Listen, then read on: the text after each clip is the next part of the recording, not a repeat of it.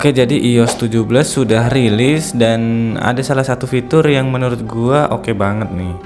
Itu namanya standby mode. Nah, gimana caranya nih? Gua akan kasih tutorial step-stepnya ya untuk mengaktifkan si standby mode-nya tersebut.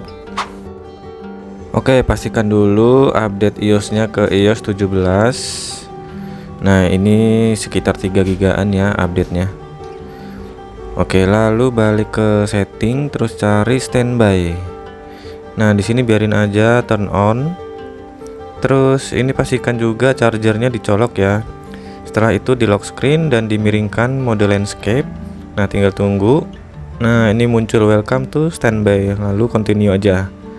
Nah, di sini kalian bisa lihat ada mode jam, bisa nampilin kalender juga. Nah, ini bisa di customize ya. Tuh, atas bawahnya tuh ini bisa nampilin weather, terus bisa nampilin reminder. Nah, ini bisa di customize sesuai keinginan.